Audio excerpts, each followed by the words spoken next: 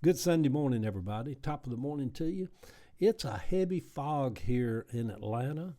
Looking out over the neighborhood at 9:17 this morning. A little bit slow getting started. Get on up now. If you churchgoers, don't you call out on your preacher this morning. Get on up and get on out there. Enjoy your day. You non-church goers, enjoy your day also. It's another day to be alive. Let's do the morning post this morning. On this Sunday, the Lord's Day, December the 7th, a day that will live in infamy, 2025. What if Christmas is a very special time of the year?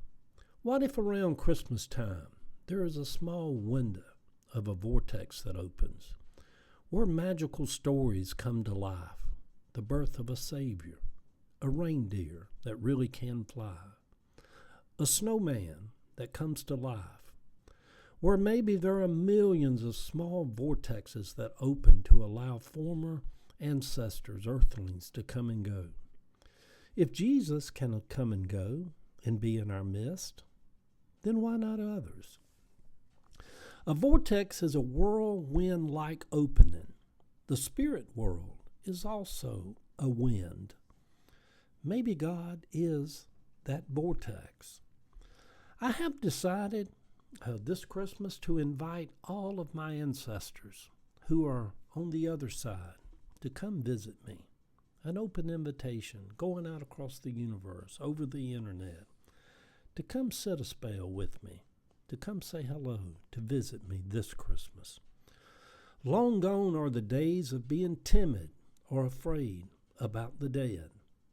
It would be amazing to me if one morning, as I am sitting by the fire, writing, and out of nowhere, Mama or Sammy or John or one of my brothers, Jeffrey, James, or Joe, or my old former mentor, Brother Tom Burdett, or one of my aunts, Lottie, or Mary, or Betty, or Granny Bratcher, appeared and simply said, "Good morning, Eddie. Merry Christmas."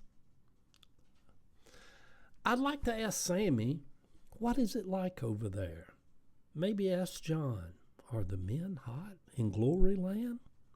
And hear them laugh one more time at just my plain old silliness. I have seen them all before at times. One time while on a train traveling across the countryside of Virginia, coming back from New York to Atlanta, the sun was setting that evening. As I looked out the window across the pastures of Virginia, I saw them all. They were all running to keep up with the train. They were waving at me. They saw me looking out the train window. I sat there and cried. Another time I was to do a funeral the next day. I was troubled about doing a funeral of a young family member who had been killed. Lying on the bed that afternoon in my house in Grant Park, alone, I drifted off into a vision, a trance. I saw them. They all stood on the side of a creek. I stood across on the other side. They spoke to me across the waters. It was my message the next day at the funeral, where hundreds had gathered, and even more had gathered outside. Jill and Savannah came by last night. Ava had made a pan of tiramisu, a dessert. When I mentioned it to Savannah said, "We want to come and eat some." So they rode over. Jill had worked 12 hours yesterday. And then on the way back to Cabbagetown around 8:30, they was on 75 North when the shutdown happened. And they had to sit there in the car until 12 o'clock before they let the lanes start moving again. I felt bad for Jill, and then she had to get back up this morning at 6 and do another 12-hour shift.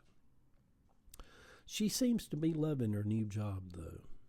2026 is going to be a year to look at everything about our lives, to be open to a different kind of living, to be open to change, to be wise with our finances, to watch our money, to let go of some things, and just to be open to the flow of where life is leading us.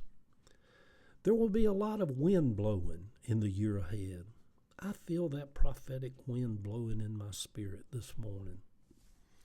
I send out a signal to Mama, to Granny, and them, for all of them, all of my people that I've loved over the years, to come see me this Christmas. Come sit a spell. Come say hello. When the dead visit, it is not scary. They don't show up in the middle of the night all hovering over your bed and scaring the dog mess out of you. It's not like a horror movie. It is a whiff of a scent, a chill that we feel, a hug in the spirit, something that is odd, out of place, even strange, that throws us off for a second. Or sometimes it can be bold, like the night at 3 in the morning when I was staying with my mama as she was dying at Georgia Baptist Hospital.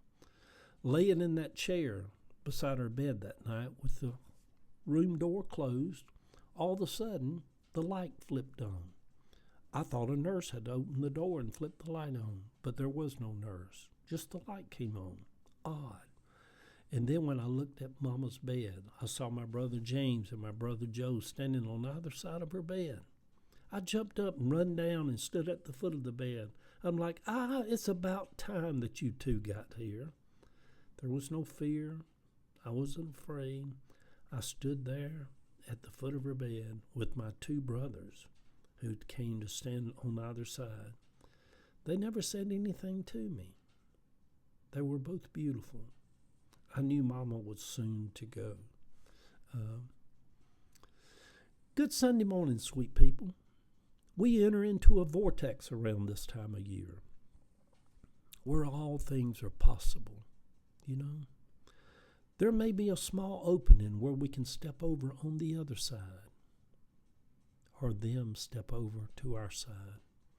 It is the Christmas season where the mystical is possible. Like a baby wrapped in swaddling clothes who came to visit Earth. The picture over on my Facebook page, my Uncle Aaron back in 1973 with Pete Walter. Pete Walter lived out on the corner of Kirkwood and Ty Street all of his life. He just passed recently. My Uncle Aaron and my Aunt Shirley passed 2 or 3 years ago, both of them of COVID. Love y'all.